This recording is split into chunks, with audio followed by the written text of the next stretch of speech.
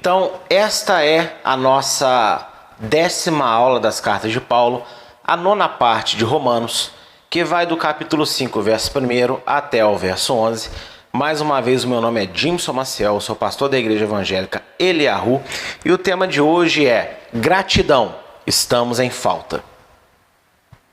Sem delongas, então, vamos aos nossos slides. Verso 1 e 2 do capítulo 5 vai dizer: tendo sido, pois, justificados pela fé, temos paz com Deus, por nosso Senhor Yeshua, o Messias, pelo qual também temos entrada pela fé a esta graça, na qual estamos firmes e nos gloriamos na esperança da glória de Deus.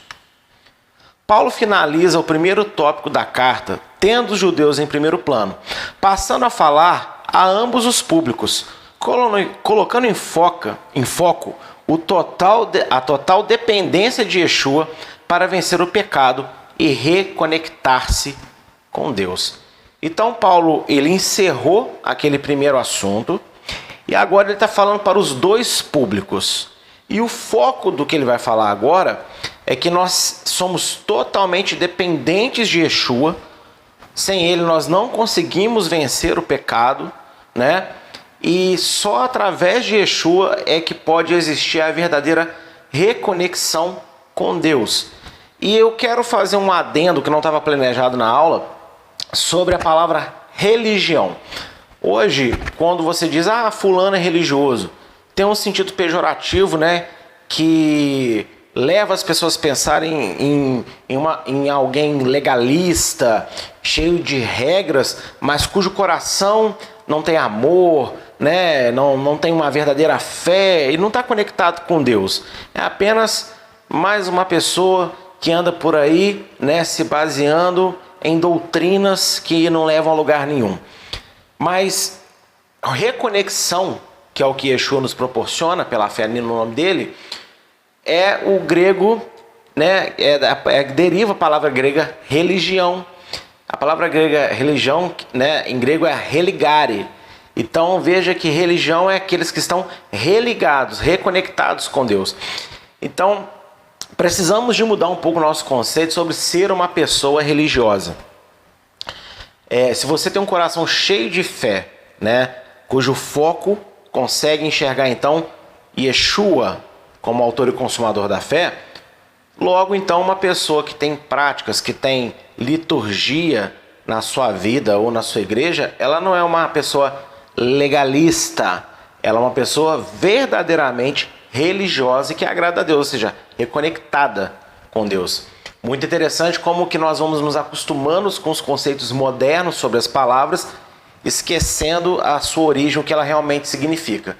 E isso é a obra de restauração também, é nos relembrar da essência original, não só da palavra de Deus, mas dos termos ligados a ela também e que vão influenciar na nossa vida e no nosso pensamento.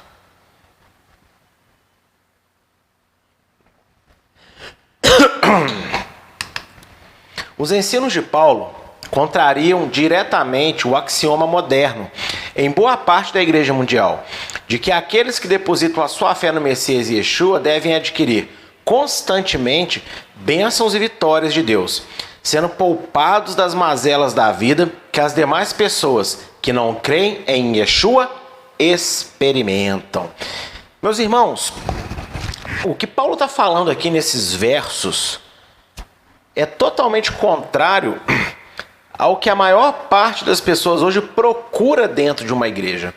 Para quem não sabe, grandes ministérios, né? E eu não estou criticando o fato dele ser grande, mas eu estou dizendo que esses que são mais conhecidos e que muitas vezes atraem todo tipo de público, quando eu digo isso, é todo tipo de público mesmo.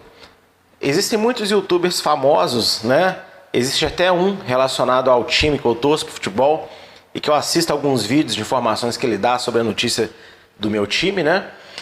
E ele fala abertamente que ele gosta muito de uma determinada igreja protestante lá no Rio de Janeiro, mas ele não é convertido, ele não se batizou, mas ele vai lá para se sentir bem. E olha, a igreja não é um lugar para você se sentir bem. A igreja é um lugar para você servir a Deus.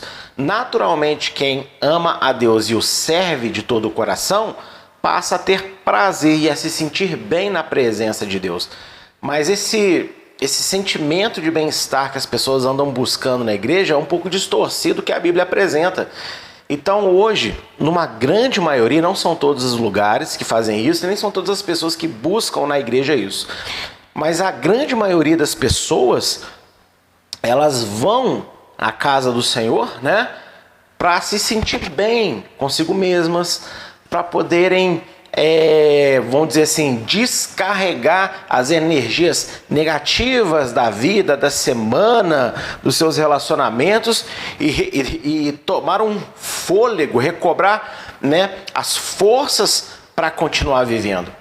E o relacionamento com Deus naturalmente vai nos proporcionar isso também. Mas o foco da vida de servir e de crer em Deus não são estes aspectos, ok? Isso é uma resultante da vida com Deus, mas existe um alvo primário, existe coisas mais importantes que vêm antes e que estão sendo esquecidas por não serem muito faladas, por não serem muito ensinadas. Quando são, citadas, não se dá a ênfase necessária. E nós aprendemos aqui na ministração da irmã Lucilene, algumas semanas atrás, no estudo do Novo Testamento, na quarta-feira, e ela é professora, então ela pode dizer com propriedade, né? É necessário para que o aluno aprenda a repetição. Não só para que ele aprenda, mas para que ele também não se esqueça do que aprendeu.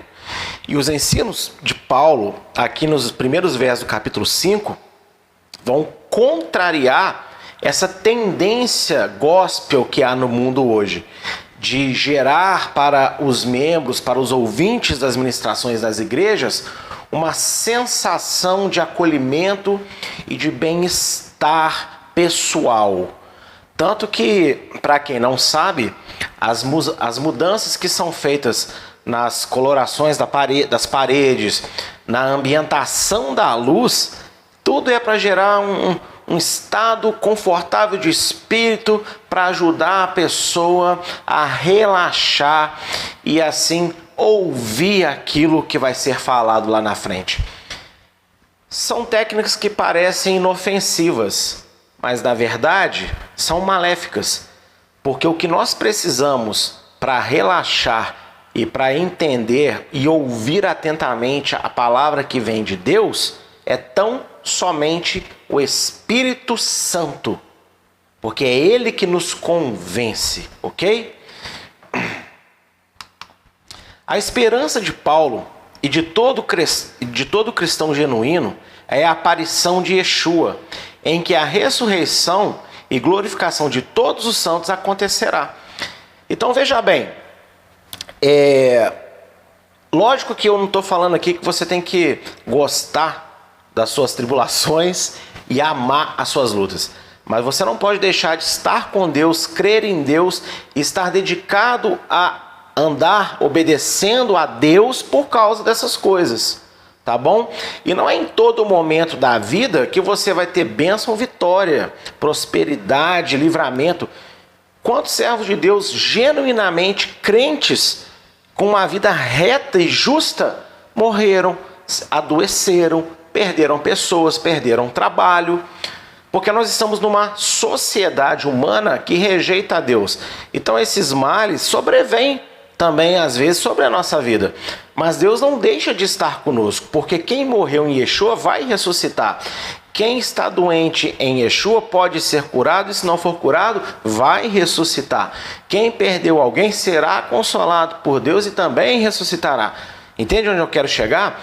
A esperança verdadeira do apóstolo Paulo e também de todo cristão, de todo crente, servo de Deus ao longo da história humana, que creu em Adonai, né? E assim teve um vislumbre meio nublado também da pessoa de Yeshua, tal como Abraão, como Davi, como Daniel, né? Os profetas do Antigo Testamento, eles criam na ressurreição, na glória do mundo vindouro, né, no Olam Rabá. Então é isso que tem que também fortalecer o nosso pensamento, isso que tem que fortalecer o nosso coração, e essa é a nossa motivação de continuar vivendo. Quando nós não temos a convicção, a certeza da ressurreição, tudo aquilo que nos falta nessa vida nos tira a vontade de viver, ok? Mas quem determina o nosso tempo aqui é Deus, não somos nós mesmos. O suicídio, ele é um pecado sem perdão, porque ele é assassinato. E quando você se suicida, né, você não tem tempo de se arrepender, porque você se matou, ok? A eutanásia também. Mas mais nada, é isso e ponto, e acabou, né? Então Deus é que determina o tempo de vida de cada pessoa na terra, ok? E quando nós perdemos a vontade de viver, não é porque Deus nos abandonou, não é porque Deus deixou de nos abençoar, é porque Ele permitiu que passasse por situações que existem nesse mundo, como qualquer outra pessoa que está no mundo também passa. Só que a nossa fé nele deveria nos fortalecer para não desanimarmos completamente, tendo então um ânimo diferente que as pessoas que não conhecem a Deus não conseguem ter. Por quê? Porque a nossa verdadeira esperança é a ressurreição. E na aula passada ficou claro para nós que o coração que agrada a Deus, uma pessoa segundo o coração de Deus, é aquele que crê na ressurreição, tal como creu Abraão, e foi muito bem explicado aqui na aula, né, passada, tal como creu Davi, tal como creu qualquer outro personagem do Primeiro ou Velho Testamento, e tal como creu também os apóstolos, os escritores do Novo Testamento, e todos os santos na história da igreja de 2000 anos para cá. Isso tem que ser conosco também. A volta de Yeshua, meus irmãos, é real. Ela vai acontecer. Se eu creio, ela vai acontecer. Se eu não creio, ela vai acontecer. Se eu ensino sobre isso, ela vai acontecer. Se eu zombo e blasfemo contra isso, isso vai acontecer, porque é uma verdade concreta. É mais real do que o ar que eu respiro, é mais real do que os objetos que eu vejo com os meus olhos, dos sons que eu ouço com o meu ouvido, daquilo que eu toco com as minhas mãos ou piso com os meus pés. Deus é real, seu filho Yeshua é real e ele vai voltar. E essa deve ser a nossa esperança, ok? Você pode e deve pedir a Deus as bênçãos dessa terra, mas você não pode ficar desgostoso com Deus se você não as receber, porque o sacrifício de Yeshua não é um vale-compra ou um cartão de crédito sem limites para você gastar à vontade. O sacrifício de Yeshua é a salvação da nossa alma, porque estávamos afastados, desconectados, desligados de Deus. Verso de 3 a 5 vai dizer então: e não somente isso, mas também nos gloriamos nas tribulações, sabendo que a tribulação produz a paciência, e a paciência a experiência, e a experiência a esperança, e a esperança não traz confusão, porquanto o amor de Deus está derramado em nossos corações pelo Espírito Santo que nos foi dado. Olha só, Paulo, ele vai além, né? Além de dizer que a nossa verdadeira esperança é a ressurreição, ele diz o seguinte, que nós temos que ter ânimo, ter força, ter alegria no meio dos problemas que enfrentamos na vida. Como eu disse, não é amar o problema, mas é continuar amando a Deus, estando perto dele, né, com convicção, com fé e com alegria. É isso que ele está querendo dizer. E isso vai em concordância com o que eu acabei de explicar. É ilógico alguém imaginar que a vida de crença em Yeshua se resume a sofrimento. Mas ignorar as advertências do Senhor que o mundo odeia, todos os filhos da luz, né, os filhos de Deus, parece ter se tornado para o cristão 2 pontos. E eu vou enumerar aqui. Irmãos, então quer dizer que se eu aceitar Deus vai ser só sofrimento na minha vida? Não, não quer dizer isso. Mas você também não pode ignorar o fato de que estar na presença de Deus é ir contra a maré, é ir contra a maioria, é ir contra a geração atual, é ir contra o mundo todo, né? Que não aceita que Adonai, Deus, o Deus de Israel, o Deus da Bíblia, é o poder que rege, governa toda a existência e que criou e determina o que é certo e o que é errado. Então, quem não aceitou Yeshua ainda está na treva, e esses que estão na treva vão combater a genuína fé. E quem vive a genuína fé? Os servos de Deus, ok?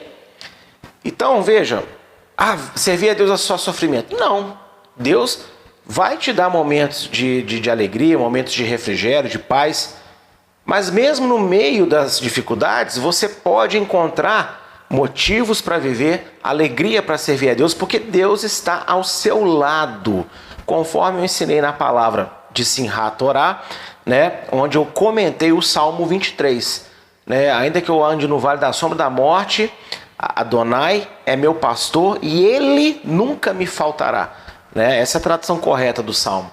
Em todas as situações da nossa vida, Deus não nos faltará, Ele estará nos dando a mão para podermos resistir até o fim, tudo que se apresentar diante da nossa caminhada. Então, meus irmãos, as pessoas têm ignorado, por outro lado, né, que o Senhor Yeshua deu advertências que o mundo vai odiar os servos de Deus. E sabe o que essa ignorância parece hoje em dia? Parece algumas coisas, eu vou citar aqui para você. Primeiro, ignorar que Jesus nos avisou dessa dificuldade que iríamos enfrentar parece sinônimo de injustiça e perseguição. Quando sofre algum prejuízo, quando o cristão sofre algum prejuízo em sua própria vida, ainda que ele mesmo a tenha provocado. Então, as pessoas ignoram que Yeshua avisou das dificuldades, mas lembram delas só quando é conveniente. Eu estou sendo perseguido. Porque essa é a tribulação do diabo na minha vida. Pode até ser. Só que segundo a Pedro, a parte A do versículo 20, diz claramente que não há glória nenhuma se da razão de estamos sendo esbofeteados, ou seja, afrontados, perseguidos, nós mesmos causamos. E desculpa ofender quem está me ouvindo, mas na maior parte das vezes, nas nossas vidas, somos nós mesmos que provocamos os nossos problemas. Aí a gente, nessa hora, lembra da advertência. Porque eu sou luz. Como é que você pode ser luz fazendo a coisa errada? Nesse momento você não foi luz, você foi filho de Satanás, portanto você fez errado. E aí você só está colhendo o fruto do seu erro. Então temos que tomar cuidado com isso, tá? Segundo, quando o cristão rejeita a advertência de Yeshua, né, de que vamos enfrentar oposição nesse mundo por sermos servos de Deus, isso parece ser uma tentativa desesperada de aceitação e sucesso em um mundo que odeia a verdade e a justiça provenientes da Bíblia. O que mais nós encontramos, pelo menos aqui no Brasil, no YouTube, em posts do Instagram e do Facebook, embora eu não os tenha, mas eu vejo as pessoas comentando e elas postam nos status do WhatsApp, né, recortes, tanto de uma rede quanto de outra, que as palavras elas estão se multiplicando nessa direção. Você ter sucesso nesse mundo, você aproveitar o máximo desse mundo, você ser uma pessoa agradável ao mundo, simpática ao mundo e aquelas coisas todas. E, olha, isso é contraditório à própria Bíblia. Isso é contraditório, inclusive, não à própria Bíblia, mas às palavras do próprio Yeshua, que, como na minha Bíblia aqui, são até destacadas em vermelho, para ficar bem em evidência, né? Na oração que ele fez no Getsemane, olha só as palavras que ele profere em relação aos servos de Deus e a convivência deles com o mundo. Do verso 14 a 20. Dei-lhes a tua palavra, e o mundo os odiou, porque não são do mundo, assim como eu não sou do mundo. Não peço que os tire do mundo, mas que os livres do mal. Não são do mundo, como do mundo eu não sou. Santifica-os na verdade, a tua palavra é a verdade. Assim como tu me enviaste ao mundo, também eu os enviei ao mundo. E por eles me santifico a mim mesmo, para que também eles sejam santificados na verdade. E não rogo somente por estes, mas também por aqueles que pela tua palavra hão de crer em mim. Então veja que a oração de Yeshua é a favor daqueles discípulos naquela época, a favor de todos que creriam depois, isso inclui eu e você, de que Deus nos proteja em um mundo que vai nos odiar por causa da palavra dele, porque a palavra dele nos santifica. E a palavra de Deus é tanto o Senhor Yeshua, ele é o verbo, quanto também é a lei de Deus, o primeiro testamento, que hoje é chamado de velho, antigo, obsoleto. Na época de Yeshua não existia Novo Testamento. Então, toda a palavra de Deus, de Gênesis, incluindo agora também o Novo Testamento até Apocalipse, nos instruem a ter um estilo de vida, uma forma de pensar, uma forma de crer, de se relacionar com o mundo, de determinar o que é certo e errado, que é o próprio Deus que nos deu, porque afinal de contas ele é o Criador. E o mundo não quer esse filtro que vem de Deus. As pessoas, o mundo, quer viver a seu próprio conceito de justiça, de certo e errado, querem fazer aquilo que querem e não querem aceitar as regras do Criador. Então, se nós somos crentes genuínos, teremos problema nesse mundo. Por mais que você tenha um bom trabalho, por mais que você tenha uma boa família, por mais que você seja uma pessoa super simpática, se você é servo de Deus, se você agrada todo mundo o tempo todo e ninguém fica incomodado com a luz de Deus que é em você, você está sendo omisso da verdade. E você está relevando, engolindo goela abaixo tudo quanto é coisa errada ao seu redor, só para ter boa convivência com os outros. E não é isso que Paulo ensina mais à frente em Romanos, fraco com fraco. Tipo assim, eu vou me sujeitar ao pecado para ganhar o pecador. Não, eu vou falar na linguagem apropriada ao público que está diante de mim, para que todos entendam. Quem é muito sábio, eu vou falar com sabedoria. Quem é muito simples, eu vou falar da forma mais simples possível. É isso que ele está querendo dizer. Não tem nada a ver com você aceitar tudo ao seu redor, que assim no futuro você vai ganhar alguém para Yeshua. Desculpa, irmão, isso aí não é bíblico, isso aí é totalmente enganoso, tá bom? Então, que tentativa é essa de ter sucesso a todo custo nesse mundo, de querer que o mundo aceite a gente é servo de Deus, então as pessoas têm que nos respeitar. Está tão claro escrito na palavra que isso não vai acontecer. É o oposto disso. O mundo vai fazer de tudo, porque o mundo é instrumento de Satanás para tentar ofuscar a luz de Deus que é em nós. Porque a luz de Deus que é em nós, ela exibe a glória, o reino, a verdade de Deus para toda a terra, dando então a oportunidade de salvação para todos. Então, dentro da oração de Yeshua, nós vemos o quê? Eu dei para eles a tua palavra e o mundo os odiou.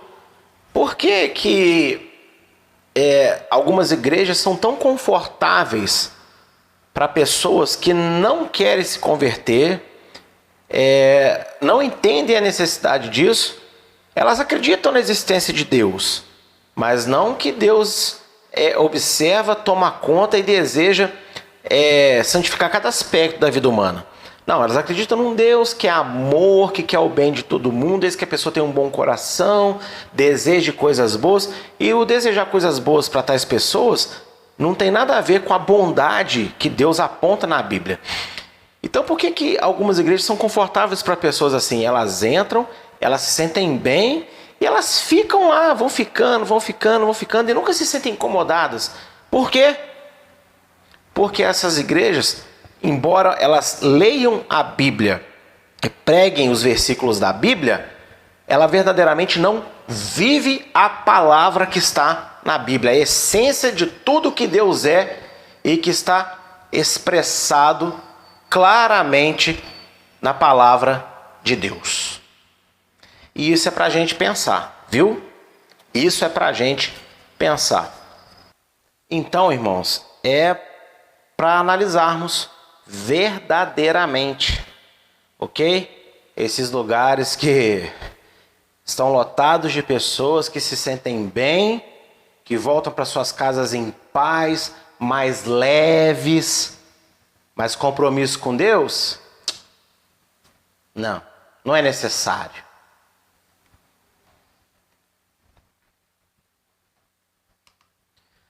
E terceiro, quando o cristão ignora a advertência que Yeshua deu sobre que o mundo vai nos odiar, parece que quanto mais próximo à volta de Yeshua estiver, pior estará a humanidade. E a fé da igreja será testada até os limites. Ou seja, as pessoas ignoram isso. Yeshua vai voltar. Não existe possibilidade dele não voltar. Ele vai voltar. E o mundo não vai estar melhor, tá bom? Não vai estar. Embora o mundo pense assim, porque a plenitude dos gentios, né? Lá em Romanos 11, que eu vou explicar quando chegarmos lá, mas na aula de Apocalipse eu já expliquei, em várias outras ministrações da igreja eu já falei sobre isso. Plenitude dos gentios não é assim, quando a igreja das nações estiver no seu ápice da fé, então Yeshua volta. Nada disso. Yeshua ele questiona se vai haver fé na terra quando ele voltar. Então na volta de Yeshua vai ser o pior momento da humanidade, da história. Não só dos ímpios, dos pecadores que não creem em Deus, mas também da igreja. Por isso que no arrebatamento muitos não serão arrebatados. Porque a igreja vai estar doente, vai estar fraca na sua fé. E quanto mais perto a volta de Yeshua se apresenta, pior vai ficar esse quadro. E olha, a igreja será testada até os limites. É o que diz em Lucas 18:8. Quando o Filho do Homem voltar, haverá fé na terra, né? Ele encontrará fé na terra. Então assim, quanto mais o mundo piora, maior tem que ser o nosso relacionamento com a palavra de Deus, para que a gente não se corrompa com o mundo. Mas a gente está vendo hoje o oposto disso, né? As pessoas falam, não, eu guardo a palavra, eu guardo a Bíblia. Guarda nada, só fala, ouve. E não é uma questão de ler apenas em casa, mas é de viver os seus princípios na medida que pode. A minha mãe não gosta muito quando eu uso ela como exemplo, mas eu vou usar ela mais uma vez como exemplo. A minha mãe, ela muitas vezes fala comigo assim, meu filho, eu não consigo guardar exatamente tudo aquilo que você ensina, mas tudo que você ensina me faz pensar e eu me esforço para mudar na minha vida tudo aquilo que eu entendi que está errado. E eu falo para ela, é isso que Deus quer. Deus não quer que ninguém decore nem a própria Bíblia, nem ensino sobre a Bíblia. Mas os ensinos da palavra têm que levar as pessoas à mudança e a melhorar cada dia mais o seu relacionamento com Deus e com a sociedade, sendo luz e não sendo mais um no meio da multidão. Então, cuidado, viu? A vida com Deus não é só sofrimento, mas você também não pode ignorar esses 3 aspectos aí que Yeshua deixou claro para nós quando ele disse que teremos dificuldades, que o mundo vai nos odiar por causa da palavra dele. As sentenças, eu só quero ser feliz e você merece ser feliz, estariam corretas? Afinal, o que é felicidade? É possível encontrá-la nesta vida? Irmãos,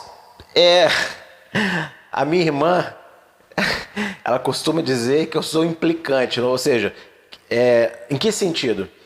Eu tanto sou implicante para brincar, eu sou muito brincalhão, né? Quem está muito perto de mim sabe disso, mas ela fala isso comigo no sentido de quando eu ministro a palavra, é assim que Deus me usa, é para cutucar, é para bater, é para tocar na ferida toda hora. E não tem jeito, sabe? Eu só quero ser feliz. Você merece ser feliz. Tá, mas o que é felicidade? Aí você vai dizer, para mim felicidade é isso, isso e aquilo. Mas será que a felicidade que você pensa, que eu penso, é o que a gente realmente deve querer? E se existe felicidade, a gente pode encontrar isso nessa vida ainda? As afirmativas cristãs, Deus quer te fazer feliz, ou quem está feliz com Yeshua hoje, são saudáveis para o desenvolvimento da fé? A gente tem que pensar sobre isso. Eu já ouvi muito isso, né? Deus quer te fazer feliz. Isso é verdade, mas também não é. Ué, como assim, pastor? Se você entender o que é felicidade, lógico que Deus quer te fazer feliz. Mas se felicidade para você é conquistar o alvo do seu interesse nessa vida, então provavelmente essa afirmação de Deus que quer te fazer feliz está errado. E olha, quem está feliz com Yeshua hoje, tipo assim, quem aqui receber um afago, um agradinho, um presentinho de Jesus e por isso está feliz com ele hoje? Tipo assim, se eu não estiver feliz com ele hoje, então ele vai ter que trabalhar para me fazer feliz? Estão entendendo? Então é perigoso essas coisas. Não é sobre todo mundo, mas em muitas pessoas vai incutindo às vezes certos pensamentos ou fortalecendo doutrinas erradas que receberam. E é complicado. Eu não estou na igreja para Yeshua me fazer feliz.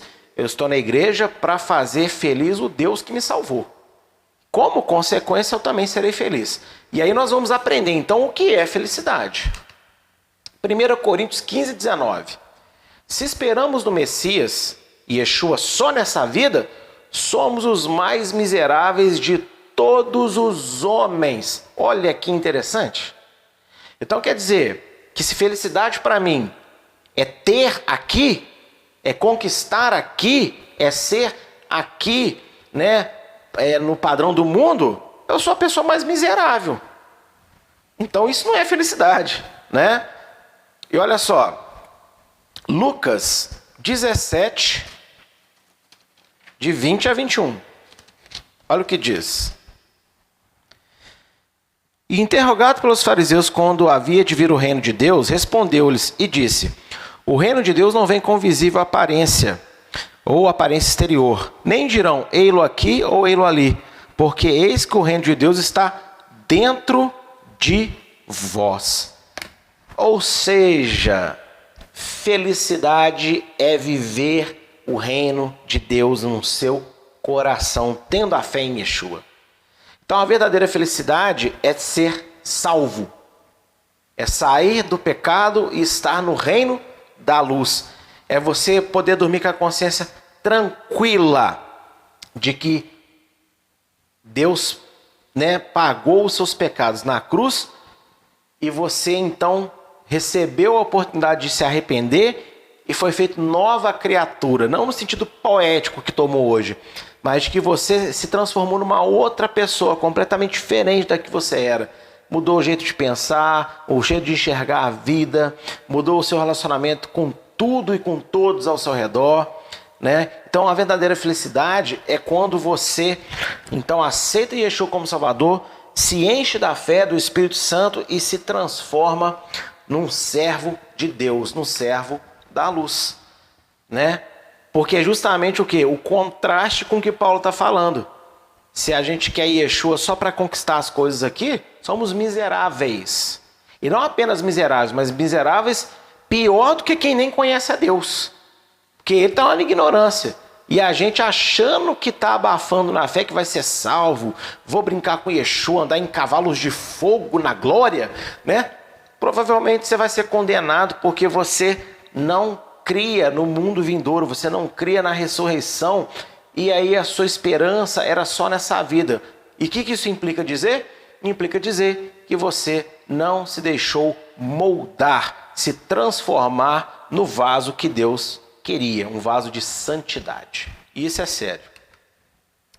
João 16:33 também vai dizer: tenho-vos dito isto para que em mim tenhais paz. No mundo tereis aflições, mas tende bom ânimo. Eu venci o mundo. Olha que frase mais dita e pouco compreendida, né? Yeshua, é claro, ele vai nos dar paz no meio das aflições.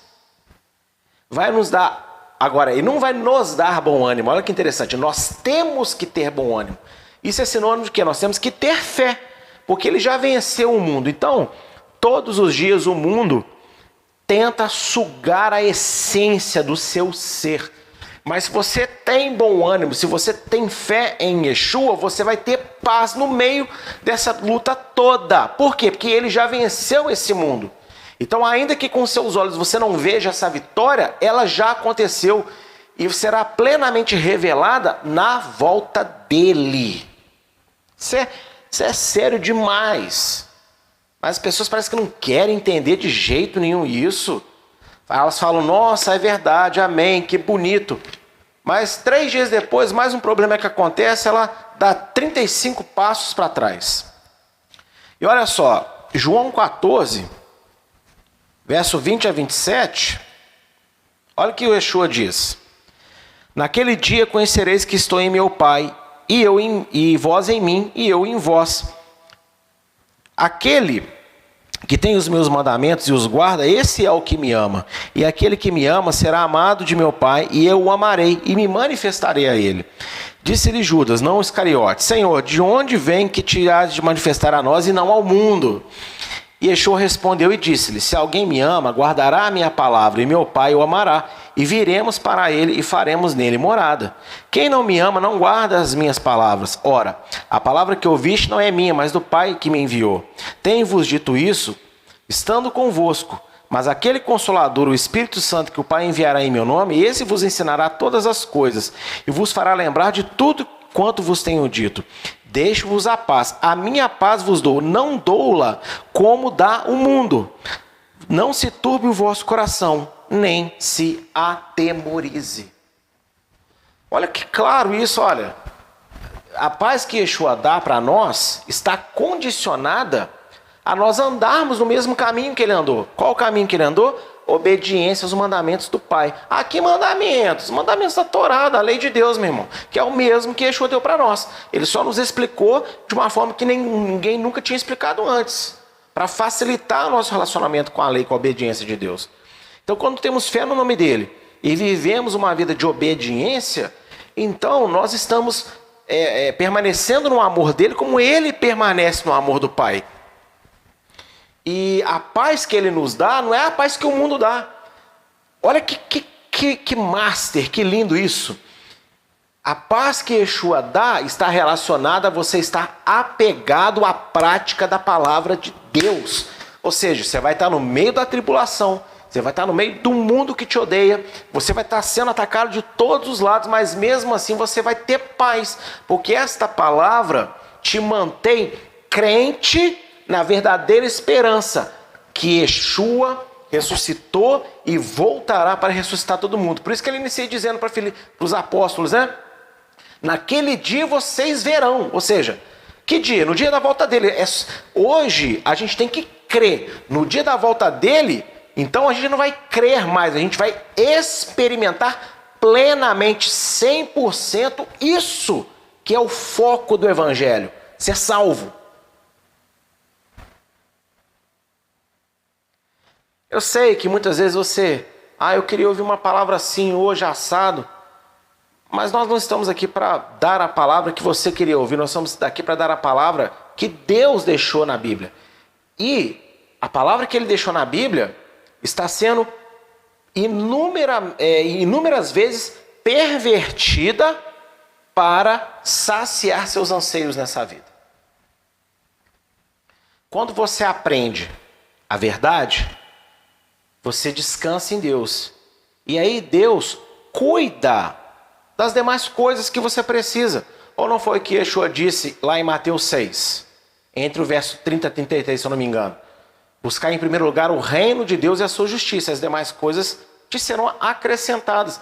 Mas o nosso foco é mais em conquistar aqui, para que Deus então prove seu amor por nós, para então que nós saibamos que realmente somos servos de Deus. E Yeshua fala sempre o oposto, não, busque um reino, porque a verdadeira felicidade é ter o reino em si mesmo, no coração, Lucas 17. Por isso tem que buscar um reino. Por isso que é possível você ter tranquilidade, shalom, no meio de um monte de problema.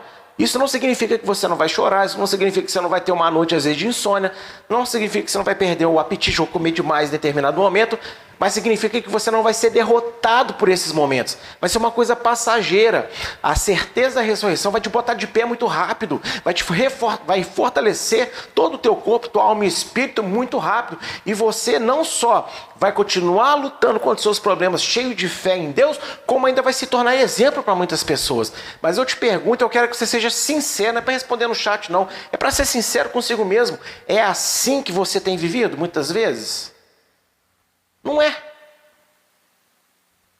Temos sido derrotados. E olha, vou abrir um pequeno parênteses para explicar. Eu tenho uma questão com Deus que é que eu não questiono a Deus.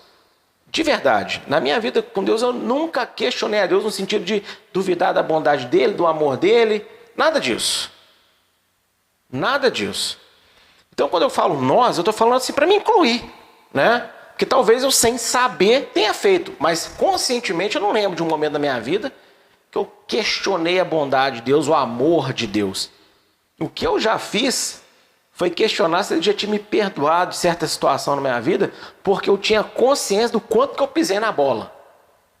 Agora, me culpando e não apontando que ele não era bom se ele não quisesse me perdoar. Mas veja, será que é assim que nós temos vivido então?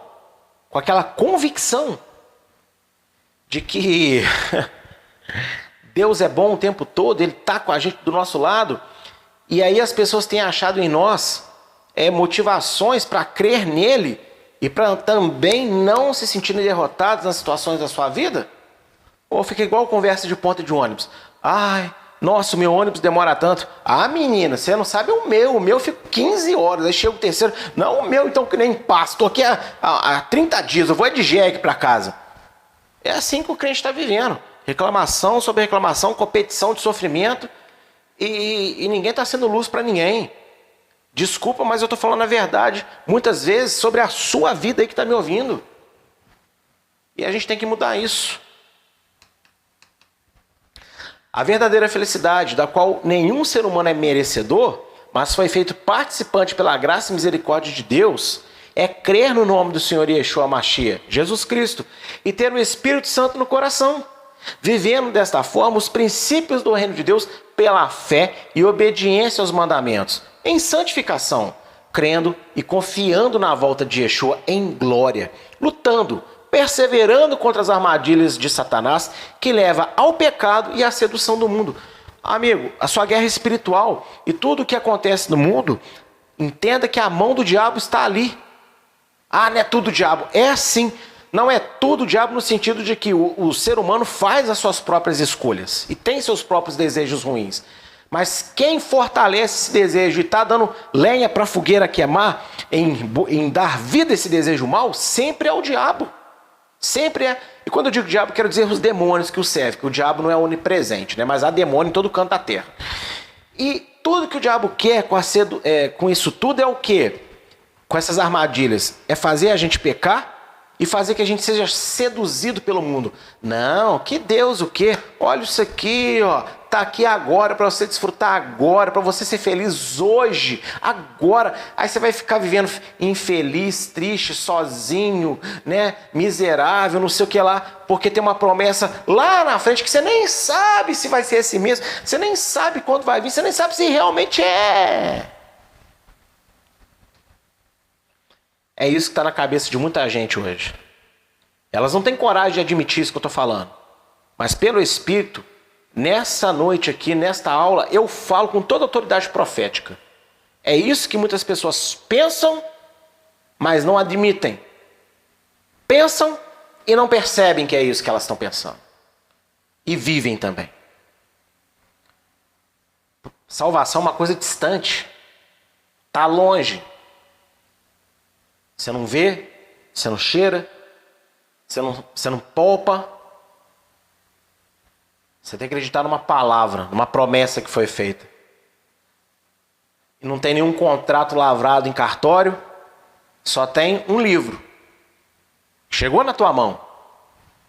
Mas, será que é verdade? Porque quem escreveu foi homens.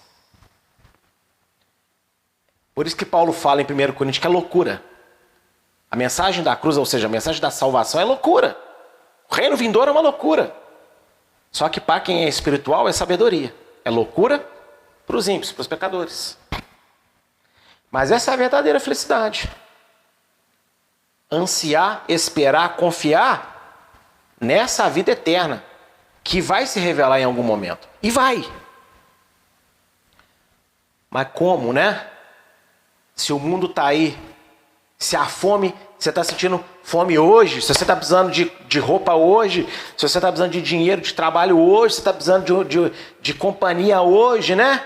Então como é que você vai viver com essa utopia crente gospel fantasiosa de um futuro glorioso, sendo que a sua necessidade é hoje. Meu irmão, não foram grandes pensadores de filosofia, de correntes humanistas, né? Nem youtubers ou grupos de comédia famosos que surgiram com isso, não. Isso é argumento do diabo. Isso é argumento do diabo desde o Éden. Ué, mas está aí na sua frente. Você não quer saber como é ser igual a Deus? Ele disse que você vai morrer, mas não é assim. É a mesma coisa. Ele disse que Jesus vai voltar e que vai ter uma glória maravilhosa, que vai valer a pena sofrer, mas não é bem assim. Pare de sofrer. Não está nos cartazes de campanhas da igreja? Pare de sofrer. Se isso significar pare de ser escravo do pecado, show. Mas como na maioria das vezes não significa, então pisa no freio, desce dessa barca que está indo direto para o precipício do inferno e vem conosco. E como igrejas como a nossa, que estão tentando realmente te mostrar o que é a verdadeira fé, a verdadeira mensagem do Evangelho. Os servos de Deus sentem e sofrem as lutas e desafios dessa vida, mas não se afastam dele, pois sabem que a verdadeira recompensa é a vinda do Filho de Deus em glória, quando todos irão ressuscitar para serem transformados à imagem e semelhança perfeita de Yeshua, vivendo no mundo restaurado e fundido aos céus para todos sempre. Ah, eu vou morar lá no céu, isso aqui vai explodir, vai ficar para lá. Tem crente que não aceita. Nas aulas de Apocalipse, eu nem vou me deter muito falar. Quer aprender mais? Vai ver sobre Apocalipse, especialmente os capítulos finais, onde a vida eterna é esta terra, este planeta, totalmente restaurado, modificado e fundido aos céus. Nova terra e novos céus juntos, para que venhamos a habitar na glória e com a glória de Deus. E essa é a verdadeira esperança. O que dá força para a gente continuar? Não é a promessa de que Deus vai nos livrar daquela luta. É a promessa de que Deus vai nos libertar de todas as lutas. O que é isso? Vida eterna. Porque você mata um leão hoje, amanhã aparece um urso. Você mata um urso, aparece um Golias. Você mata um Golias, Esaú te persegue. Você se livra de Esaú, aparece Batseba. Você se arrepende de Batseba, né? E aí se levanta Absalão para te perseguir. Você se livra de Absalão e aí agora vem outros reis querendo tomar o seu território. Eu usei a vida aqui de Davi para mostrar que luta após luta é a vida humana. Mas de todas, Deus está no controle. E o que importa não é se você foi bem sucedido ou não nelas, no sentido de vencê-las e prevalecer sobre elas aos olhos humanos aqui, mas se você venceu sobre elas, não abandonando e não duvidando em nenhum momento da ressurreição, da vida eterna e não esfriando o seu relacionamento com Deus. É isso. Quaisquer pregações que incentivam a buscar Deus só pelos milagres que Ele faz, mas não ensinam a crer na salvação, são perigosas. Amigo, eu particularmente eu não consigo dar uma palavra sem falar de salvação. Sabe? Sem falar de, olha, isso é bom, Deus faz, mas não é o foco. O foco, calma, é isso aqui. E se as pessoas se doutrinarem só no Deus vai te dar, Deus vai fazer por você, Deus vai te dar, aqui nessa vida, como eu disse primeiro, né, como Paulo disse em 1 Coríntios 15, você está se tornando a pessoa mais infeliz, mais miserável da terra, sem saber. Então cuidado com palavrinhas, esses cortezinhos que estão muito em moda hoje em dia, com esses trechinhos, né? Que só fala da parte boa, da parte gostosinha que você está precisando ou que você concorda. Muitas vezes você é usado também para dar uma cutucada no outro, né? Uma ação completamente satânica e antibíblica também. Então cuidado com isso. Porque o foco de todo milagre que Deus faz, o foco de toda bondade que Deus exprime, o foco de toda misericórdia, de todo amor que Ele derrama, é te fortalecer para o dia da ressurreição. Romanos 2,4, que já foi muito bem explicado aqui nas aulas anteriores. Então, tome cuidado com esse melzinho aí no ouvido. Verso de 6 a 9 do capítulo 5. Porque o Messias, estando nós ainda fracos, morreu a seu tempo pelos ímpios. Porque apenas alguém morrerá por um justo, pois poderá ser que pelo bom alguém ouse morrer. Mas Deus prova o seu amor para conosco, em que o Messias morreu por nós, sendo nós ainda pecadores. Logo, muito mais agora, tendo sido justificados pelo seu sangue, seremos por ele salvos da ira. Paulo, na sentença acima, apresenta verdades que muitos segmentos cristãos têm extrema dificuldade de entender. A minha igreja é uma igreja cristã, tá bom? Então quando eu falo assim, parece que eu estou superior a tudo isso. Não é isso, tá bom? Mas eu estou falando a um corpo do qual eu faço parte. E tem muitas denominações, segmentos, né, da fé em Yeshua, da fé em Jesus, que tem dificuldade de lidar com o que Paulo está falando do verso 6 a 9 aí. Eu quero apresentar essas verdades que ele disse e que as pessoas hoje não dão tilt quando ouvem. Primeiro, a salvação que Yeshua trouxe não é de Satanás, mas da ira de Deus, que é a prova concreta de que Adonai é bom e justo, pois exterminará o mal da existência para todo o sempre. O que diz em Mateus 10, 28? Vamos ler? Esse texto que vale a pena nós lermos, né? Embora eu saiba de cor. 10, 28, olha o que diz. E não temais, não tenham medo, os que matam o corpo e não podem matar a alma. Temei antes aquele que pode fazer perecer no inferno a alma e o corpo. Ou seja, de quem que Yeshua está falando aqui nesse contexto? De Deus. Então, a salvação não é do diabo. A salvação é da ira de Deus, porque Deus é justo, Deus é bom. E um dia ele vai exterminar o mal de toda a criação. Entenda isso. E outra coisa. Mas espera aí, Atos 10, 38 diz que Yeshua, o Messias, foi ungido com o Espírito Santo com virtude para libertar as pessoas das obras do diabo. Então, o diabo, ele aprisiona pessoas para as conduzir com ele à ira de Deus. Então Yeshua nos salvou da ira de Deus e nos libertou da ferramenta usada para nos aprisionar na ira. Ou seja, os enganos do diabo. As opressões do diabo é para levar as pessoas com ele para o juízo. Então Jesus, Yeshua nos libertou do juízo, ele nos salvou do juízo, rompendo as cadeias daquilo que nos leva ao juízo, que são os enganos de Satanás. Ou seja, o pecado, tudo que é o oposto a Deus é a sua palavra. E as pessoas têm dificuldade de entender isso. Por que eu falo isso? Não importa o que eu faça, Deus me ama, ainda que eu erre, mesmo que Deus... Nossa, eu tenho um irkit dessas canções que fala assim, como o Senhor pode me amar, Deus, sabendo que eu vou errar ainda. Lógico que eu sei que eu vou errar. Mas assim, quando eu canto uma coisa dessa, parece que eu já estou pré-decretando o seguinte, eu sei que eu vou errar, então eu vou fazer aquilo que eu quero, mesmo sabendo que é errado, que no final Deus vai acabar me perdoando. É assim que soa para muita gente. E as pessoas têm essa dificuldade de entender que uma vez que você foi libertado, você não pode novamente se tornar escravo, né? Se Yeshua te livrou da ferramenta que te aprisiona, que é os enganos do diabo, como que você não vai romper com esses enganos? Você vai continuar sendo enganado, mas agora você é enganado no nome de Yeshua. Não, eu sei que a Bíblia fala isso, eu sei que a palavra diz aquilo, eu sei que parece que isso não é bom, mas eu sou um homem espiritual, cheio do Espírito Santo de Deus, então eu posso lidar com isso, porque eu tenho discernimento, que eu tenho controle, eu tenho domínio. Que domínio? Que domínio? Paulo ele vai falar aqui mais à frente em Romanos que ele é um homem miserável porque o bem que ele sabe que ele deve fazer, ele não consegue. Mas o mal que ele sabe que não deve fazer, quando ele assusta, ele já fez. Aí ele diz, miserável é essa carne que me engana toda hora. E quem vai me livrar dela? Aí ele diz, Yeshua. Ou seja, se eu faço bem, é porque Yeshua me dá força a fazer.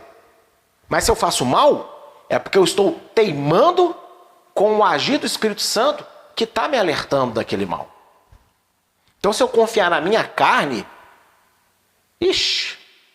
realmente estou lascado.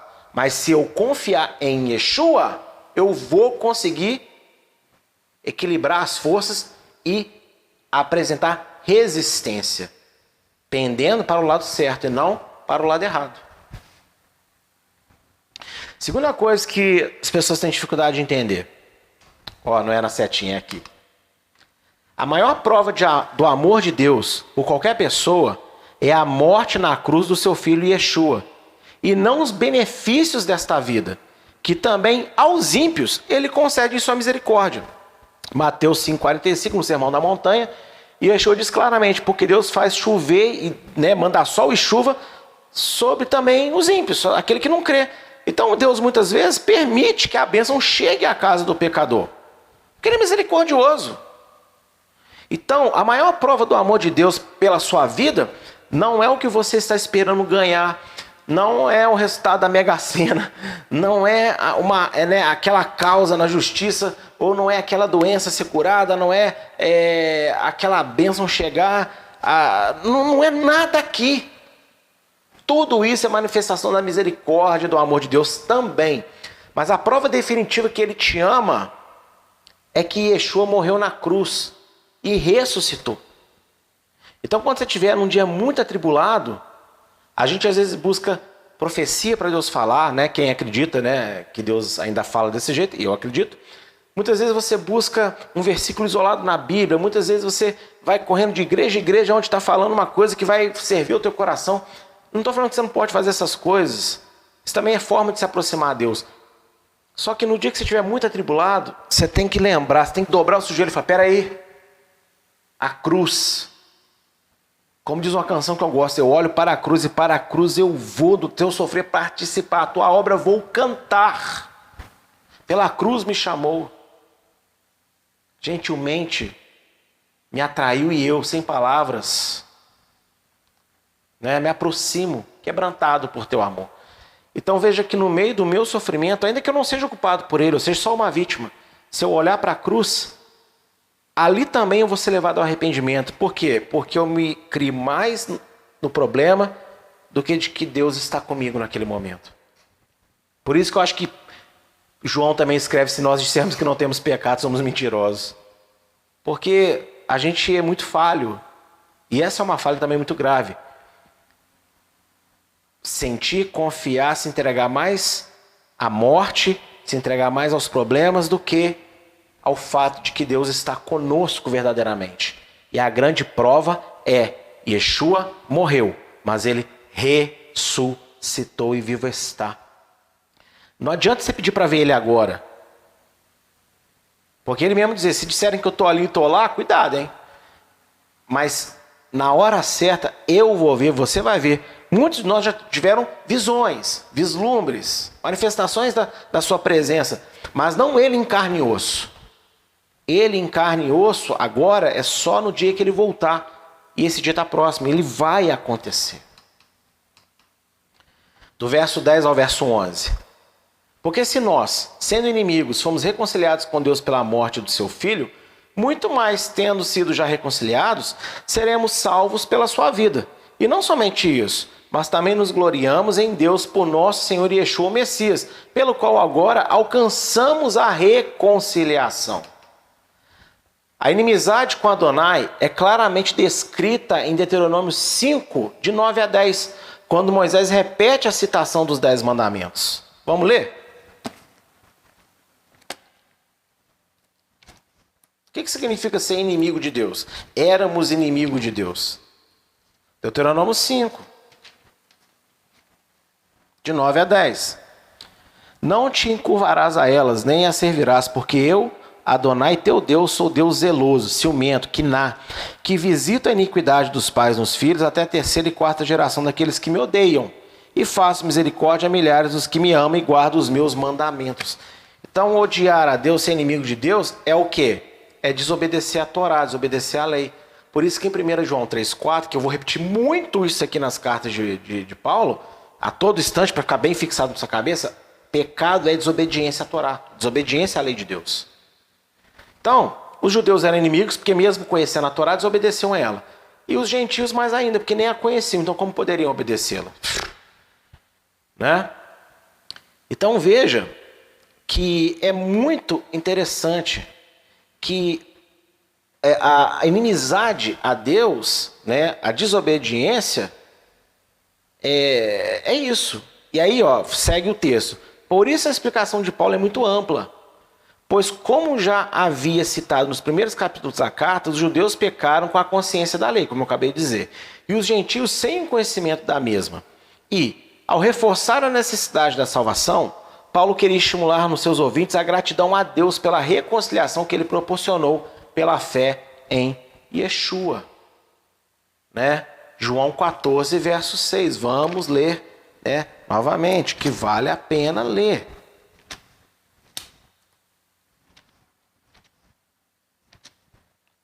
João 14, verso 6.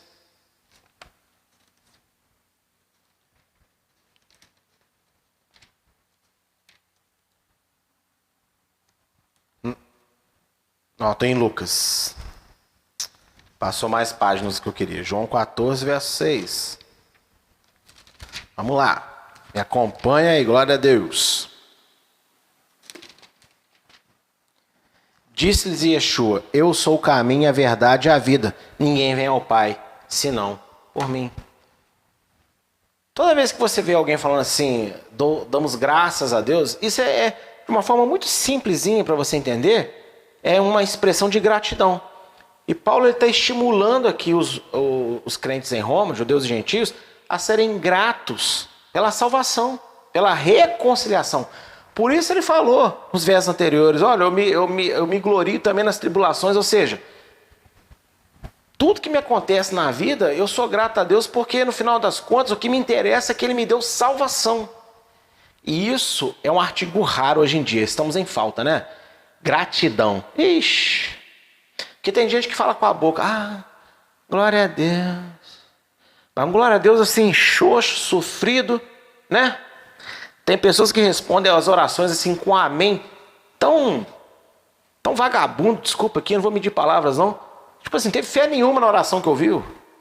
Sabe, né? Assim, amém, aleluia. Então, Paulo está incitando o quê? Gratidão.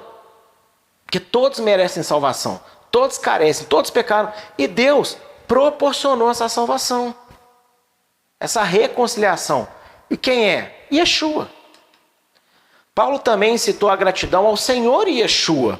Né? De Lucas 17, de 12 ao 19, você tem um episódio dos 10 leprosos, onde 9 foram curados, mas só um que era estrangeiro, ou seja, provavelmente os outros 9 eram judeus, o outro não era judeu. Mas é justamente aquele que não era judeu, que não sabia da profecia do Messias, voltou para agradecer ele, reconhecendo que ele era diferente, que ele era um instrumento de Deus, que ele era o filho de Deus. Então, cadê a gratidão? Entende? Então Paulo incita a gratidão também ao Senhor Yeshua. Por quê? Porque ainda que foi ordenado pelo Pai, ele quis se sacrificar. Tipo assim, o sacrifício de Yeshua não é apenas uma obediência ao que Deus quis. Deus mandou ele fazer, mas ele fez com prazer, porque ele queria que a vontade de Deus fosse feita. Ele quis se sacrificar, ele quis salvar a todos nós. Então, Paulo está incitando gratidão a Deus, ao Pai, e está incitando gratidão ao instrumento de Deus para a salvação, seu filho Yeshua. Olha só, João 10, verso 17 e verso 18.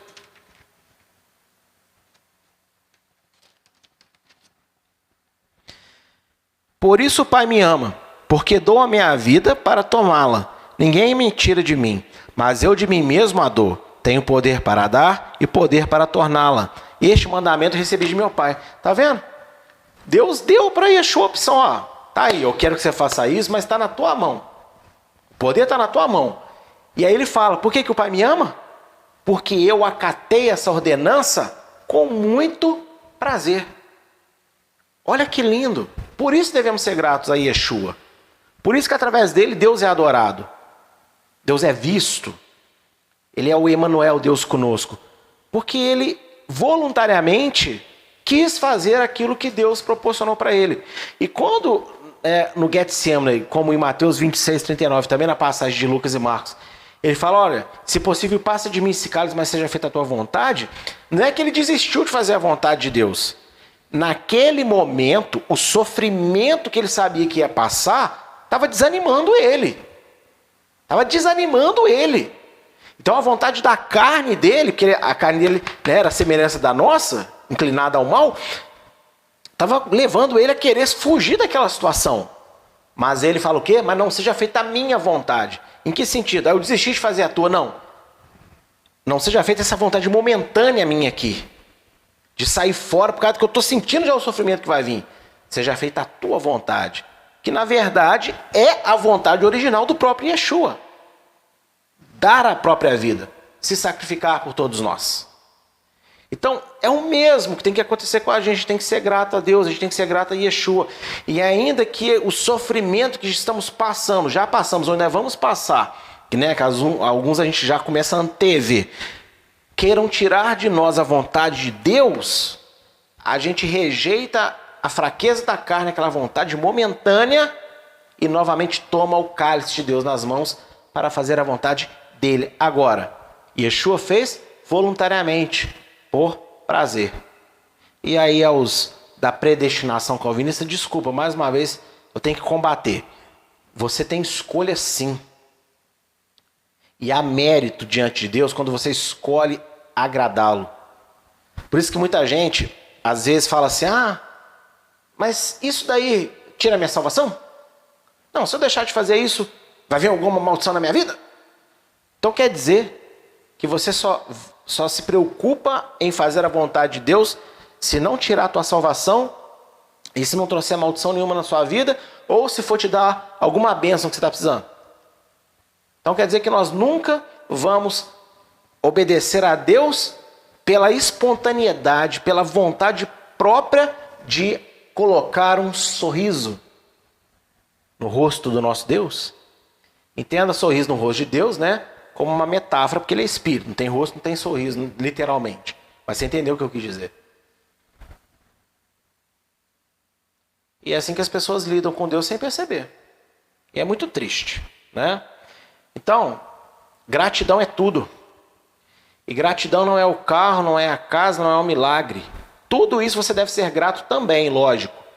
Testemunhos te fortalecem. Mas o maior testemunho da sua vida foi o dia que você aceitou Yeshua, de verdade. Esse dia você não pode se esquecer. Porque você sabe quem você era antes. Isso eu estou falando para os verdadeiros convertidos. Não para os pilantras que são batizados por outros pilantras que só querem fazer número na igreja. Porque vai, se batiza na água, não muda nada, não aprendeu nada, continua sendo a mesma murrinha que era antes de se converter. Tão pecador quanto. Só que agora tem Jesus no coração. Estou dizendo para aquela pessoa que realmente entendeu que era miserável e que necessitou de salvação e tudo que queria é servir a Deus, estava apaixonado, totalmente fascinado por ter descoberto a verdadeira existência de Deus, queria comer palavra, culto palavra, e orar, e experimentar tudo que envolve o reino de Deus, vão para o monte, vão jejuar, vão tudo, porque o coração estava cheio do amor a Deus. É para esse que eu estou falando. O dia da tua conversão é o teu maior testemunho. Eu tenho um testemunho tremendo de conversão, mas não quer dizer que é superior ao seu, no sentido que assim, comigo foi meio sobrenatural, mas toda conversão é sobrenatural. Então ainda que você estava sentado numa igreja, ouviu a palavra, e ali você despertou, não interessa, esse é o seu maior testemunho. E você tem que ser grato a Deus que te deu salvação e ao instrumento de Deus que foi salvação para você, o próprio Senhor Yeshua HaMashiach, Jesus Cristo. Conclusão. Salmo 100, verso de 1 a 5. Celebrai com júbilo a Adonai, todas as terras. Servi a Adonai com alegria, e entrai diante dele com canto. Sabei que Adonai é Deus, foi ele que nos fez, e não nós a nós mesmos. Somos povo seu e ovelhas do seu pasto. Entrai pelas portas dele com gratidão, e em seus átrios com louvor. Louvai-o, e bendizei o seu nome, porque Adonai é bom, e eterna a sua misericórdia, e sua verdade dura de geração em geração, que também é uma expressão de eternidade. Gratidão, meus irmãos. Nós não somos servos de Deus porque, eu descobri que existe um Deus, então agora eu quero ser de Deus, por mim mesmo. Sim, há uma escolha. Só que você só pôde exercer essa escolha porque Deus proporcionou essa oportunidade em Yeshua. Em Yeshua foi dada a consciência para que seja feita essa escolha. Então não fomos nós que fizemos a nós mesmos servos de Deus.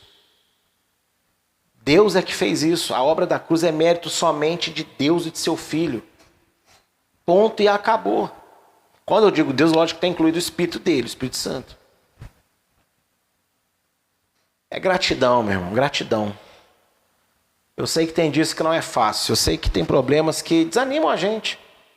Todo mundo sente vontade de ficar em casa, de não ir na igreja mais, de não atender mais ninguém, de não falar com mais ninguém.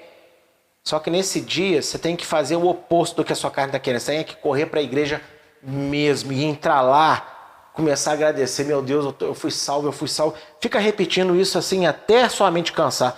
Ah, vã repetição. Não, não é vã repetição. Vã repetição é repetir uma coisa sem sentido, sem propósito. Eu entendo o que eu quero dizer? Vai lá e começa a encasquetar na tua cabeça. Espera aí, eu fui salvo. E é ser grato a Deus por isso. A gratidão é uma das marcas mais fortes de que uma pessoa realmente é serva de Adonai.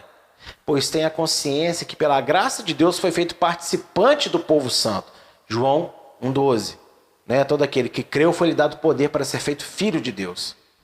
Para ser propriedade eterna do único Deus Criador, Adonai, e de seu Filho, Yeshua, o Messias. Irmão, esse é o maior presente que existe. Você ser servo de Deus. Você ter sido selado para a salvação, escrito seu nome no livro da vida. Lembra quando os discípulos voltaram, fizeram muitos milagres, os 70? Nossa, nós expulsamos demônios, curamos, ressuscitamos mortos.